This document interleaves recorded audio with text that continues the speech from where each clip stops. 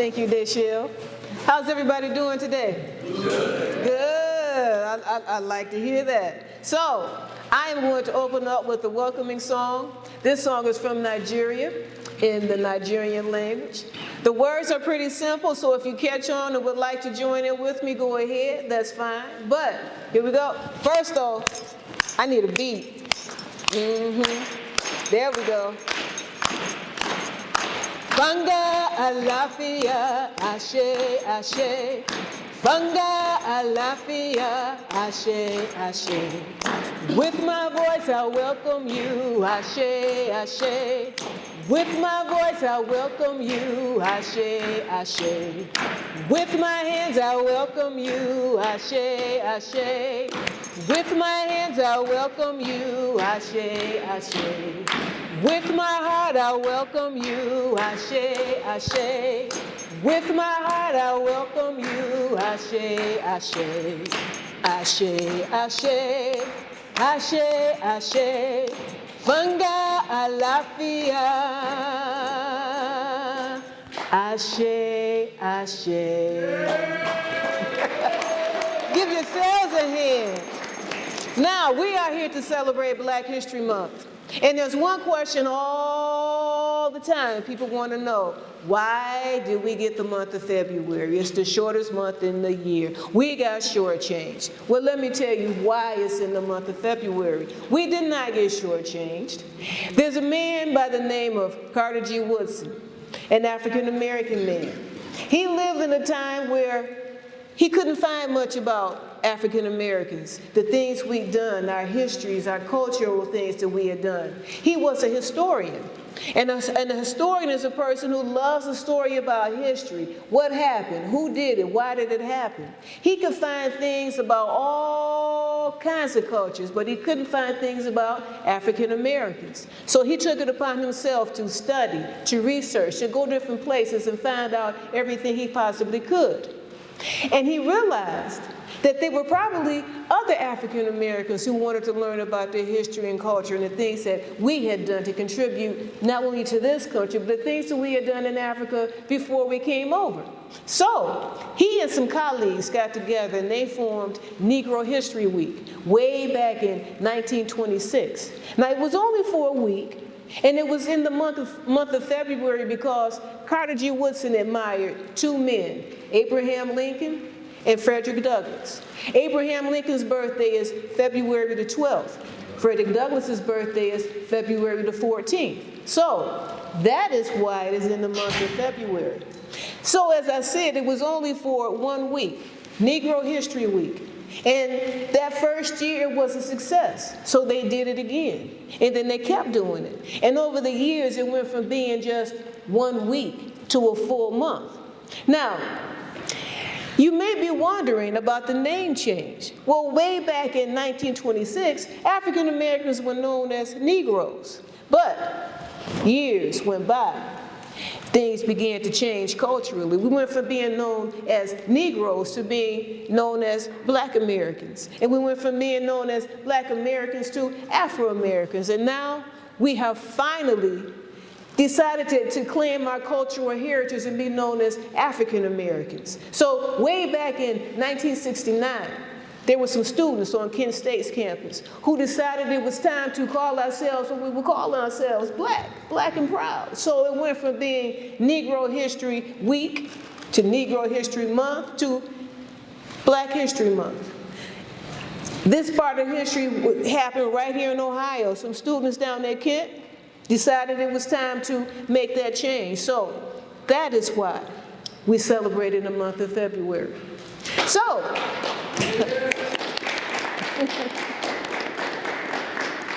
now storytelling isn't just unique to African Americans. All cultures, Italian, Irish, Latino, every culture has stories. Stories serve a purpose. They preserve your culture, first of all.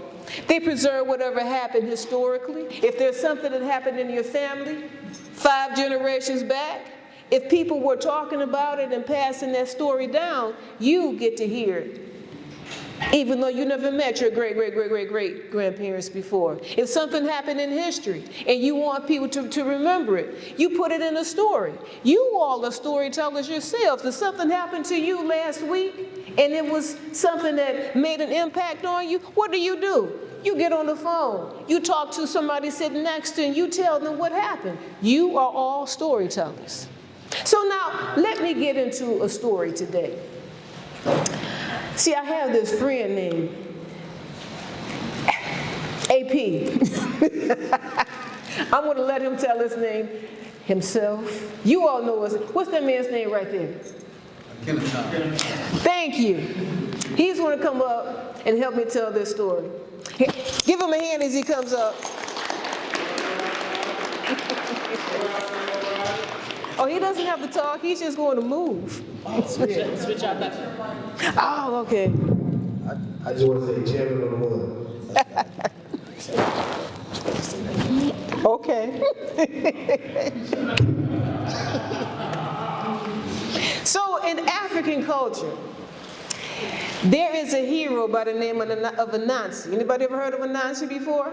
Mm-hmm. So, yeah, there are Anansi stories in Africa and in the Caribbean and right here in America too. So I'm going to tell you the story of why Anansi has such a small waist. And Anansi here is going to help me with some singing and dancing. Yeah. So one day, Anansi was walking through the forest. And Anansi was just thinking about whatever he could get himself into that day. See, Anansi was a trickster. A trickster is somebody who loves to get the things that he wants by having everybody else do it for him. So Anansi was trying to think, what could I do today that'll help me get something that I want?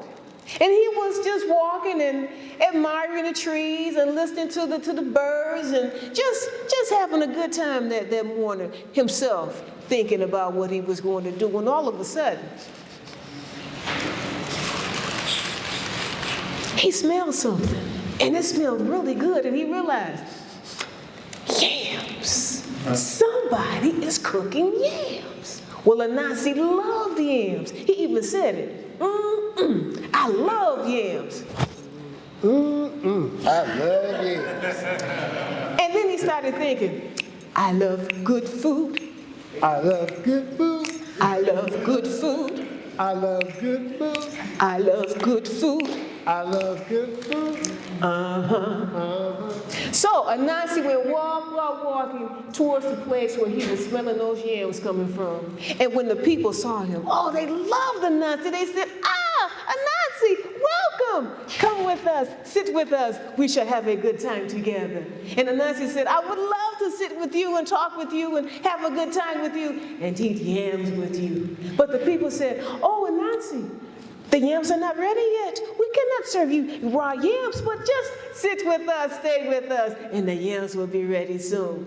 But Anansi didn't want to stay. He just wanted to fill his belly and leave. So Anansi said, oh, my friends, I am so sorry. I cannot stay.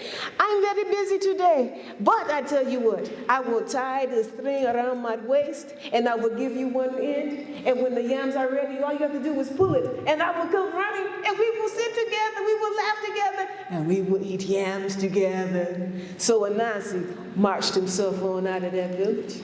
And he kept walking through the forest, admiring the trees and the birds and the...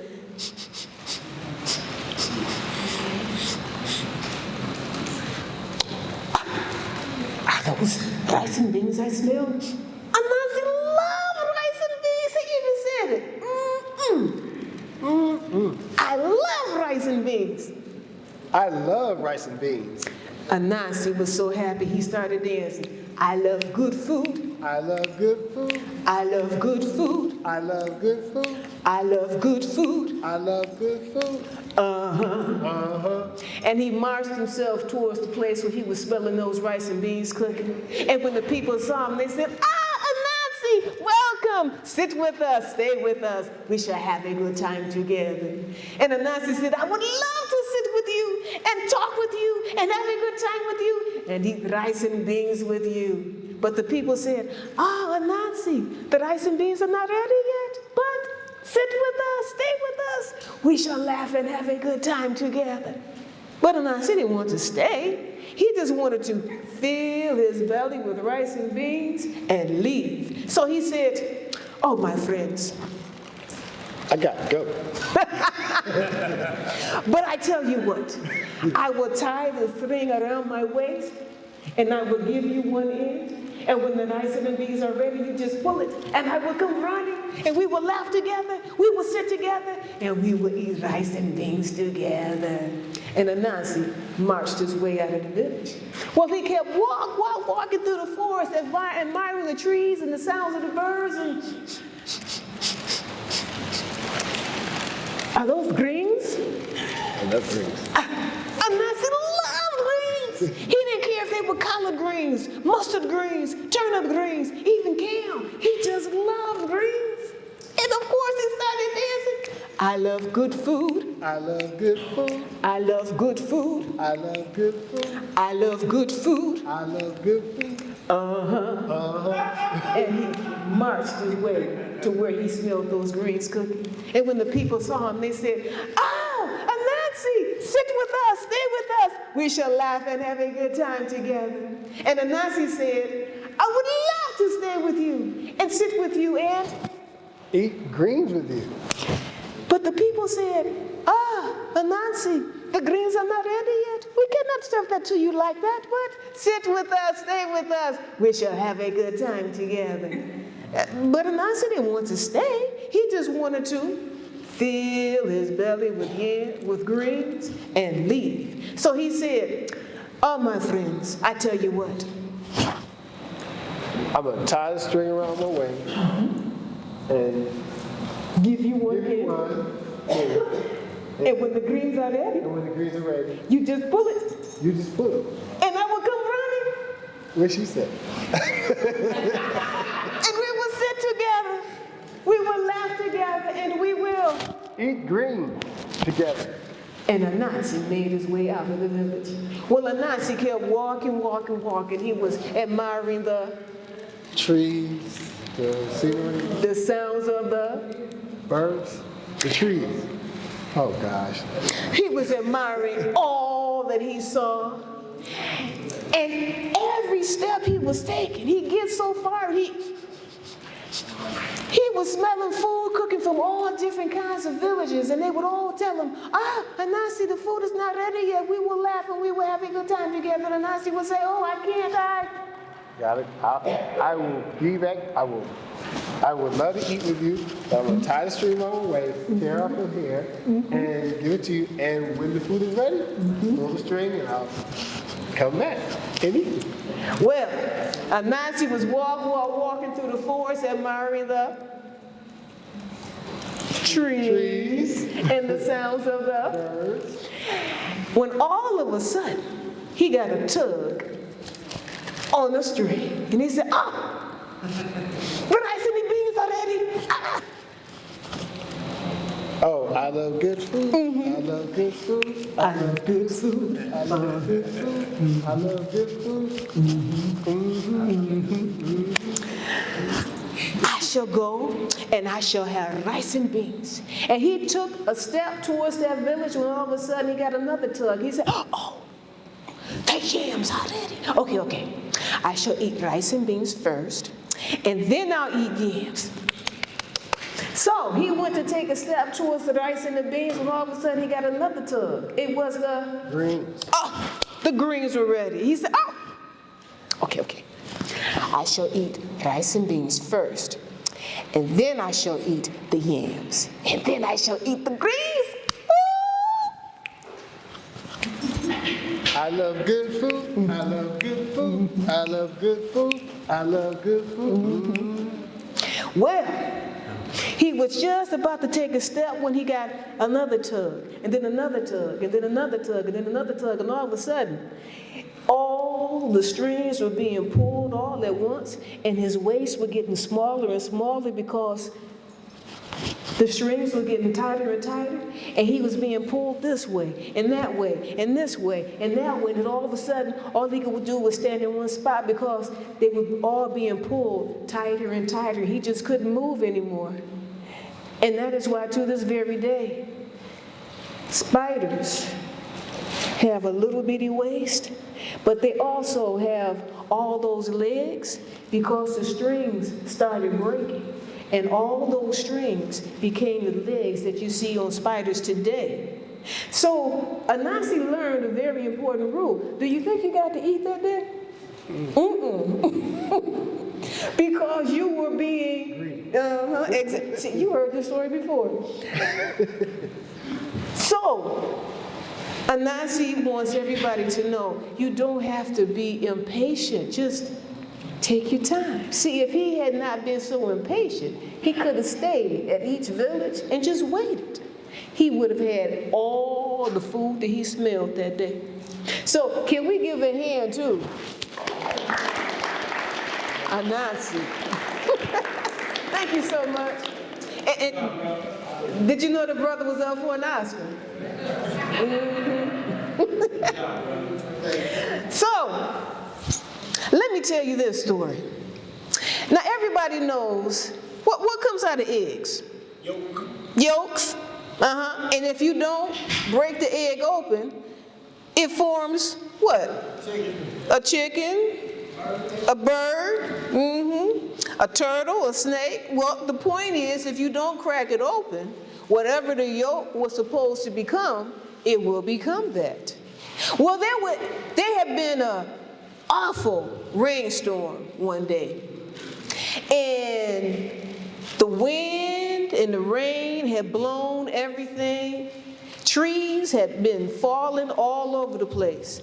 And so the next day, a farmer was walking through his land, just kind of surveying the damage. And he came to a spot where there was a tree that had fallen, and there was a nest there, and there were 2 eggs there. And he thought, oh wow, I wonder what kind of birds these are.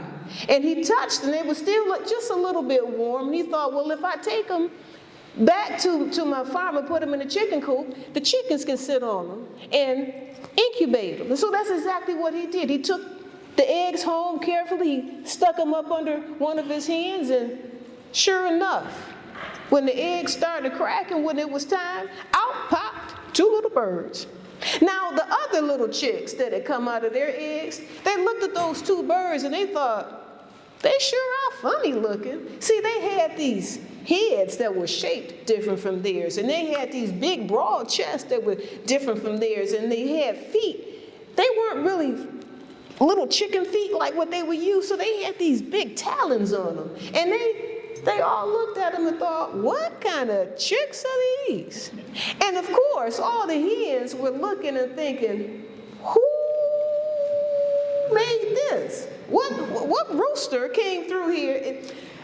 Anyway, the chickens and these 2 birds, they all lived together.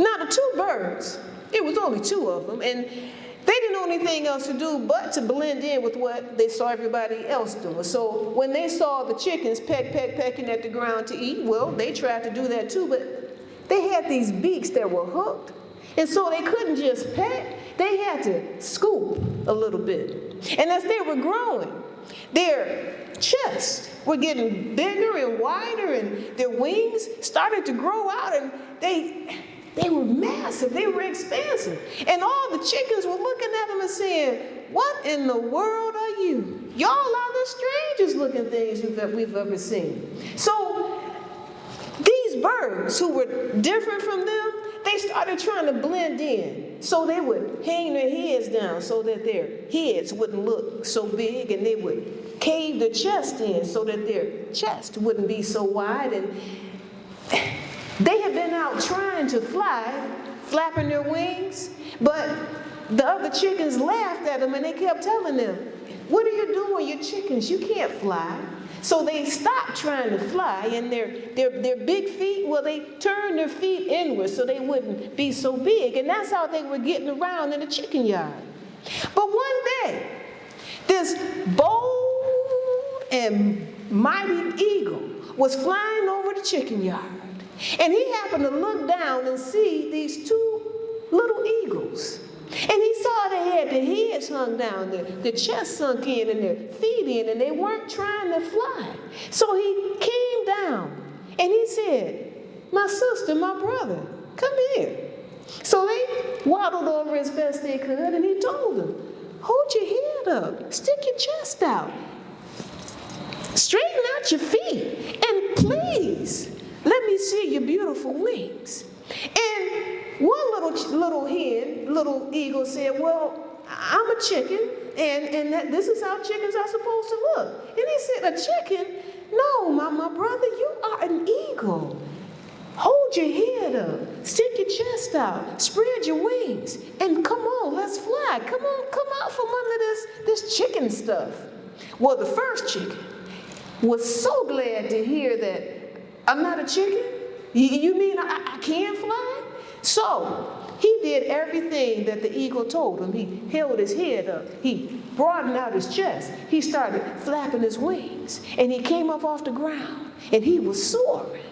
Well, the second little eagle, he just kind of stood there and looked at him and said, "You're not supposed to be up in the air like that. You're a chicken. Chickens don't fly." And his brother said, No, I'm pretty sure we're eagles. Look at him and look at us and look what I'm doing. And the one on the ground just kept saying, no, everybody on the yard says that we're chickens and chickens can't fly. So you need to come back down here and, come on now, be a chicken. But the mighty eagle told the baby chicken, "You've been down here amongst the chickens for too long, so we're going to pray for you, and I'm going to come back, and I'm going to teach you how to be an eagle. But for now, I'm going to teach your brother all the things that you all have been missing in the world. So I want you all to realize, none of you in here are chickens. You are all eagles. Hold your head up, stick your chest out, be proud, spread your wings. Learn as much as you can and teach somebody else all the things that you have learned on your own." Now don't feel bad for that second little eagle, because as he sat there on the ground, watching his brother and that big mighty eagle fly away, he started thinking, First he opened up his feet. He thought, okay, that feels better. And then he spread his chest out and he said, whew, I can breathe now. And then he started playing with flapping his wings. And he thought, maybe I could get used to this. So by the time the mighty eagle came back to check on him, he was in the yard doing this. He hadn't tried to fly up in the air yet because he just wasn't quite sure. But when he saw that mighty eagle coming back down, he thought, I think I'm ready. So he flapped his wings and he flapped his wings and he took off, soaring through the air. And that's what I want you all to do. Flap your wings and fly. Because you all are mighty eagles. You can clap for yourselves.